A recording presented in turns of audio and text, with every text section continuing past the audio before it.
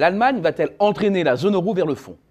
Cette question, nous nous la posions déjà à la rentrée lors d'une vidéo sur les pannes de l'économie allemande et d'insister sur les risques d'une récession technique au troisième trimestre. Coup sur coup, deux séries d'informations viennent donner de l'épaisseur à cette hypothèse. Ce sont d'abord les soldes d'opinion des chefs d'entreprise qui décrochent encore et encore. L'indice IFO, qui donne le pouls du climat des affaires outre-Rhin, vient d'enchaîner son 5e mois consécutif de baisse. Quant aux attentes des dirigeants pour les 6 prochains mois, elles n'indiquent rien de bon à venir. C'est ensuite le coup d'arrêt inquiétant de l'industrie. La production manufacturière a reculé de 4,7% en août dernier.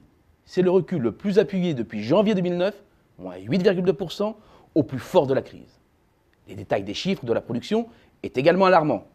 Les biens d'équipement sont particulièrement malmenés, avec un recul de 8,8%. C'est également le pire résultat depuis janvier 2009, et cela augure mal de l'évolution de l'investissement.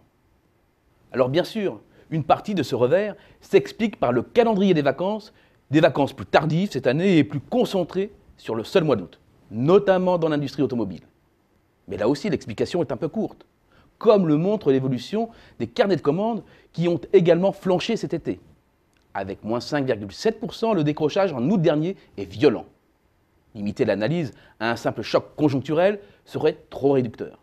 Si l'Allemagne connaît des ratés, c'est que son modèle de croissance cale. En ayant beaucoup misé sur les émergents, comme le montre l'évolution synchrone des exportations allemandes et la croissance de ces pays, l'Allemagne s'est mise à la merci de tout retournement.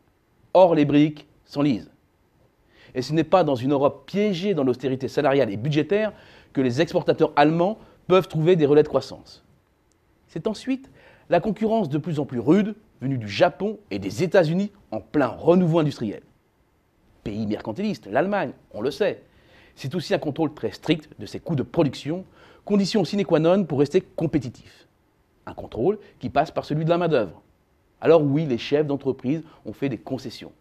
Mais les coûts horaires qui semblaient s'orienter vers des rythmes de croissance annuelle de 3-4% ont soudainement décroché et restent coincés en dessous de 2%. C'est un peu léger pour faire reposer la croissance sur la seule demande domestique. D'ailleurs, les distributeurs n'y croient pas. L'évolution de l'indice IFO, resserré sur les seules attentes des distributeurs pour le prochain semestre, ne pousse pas l'optimisme. Manque d'investissement dans les infrastructures, vieillissement de la population accentue le trait d'une économie moins flamboyante et robuste qu'habituellement décrite. Or, on parle là de la première puissance économique hollandaise.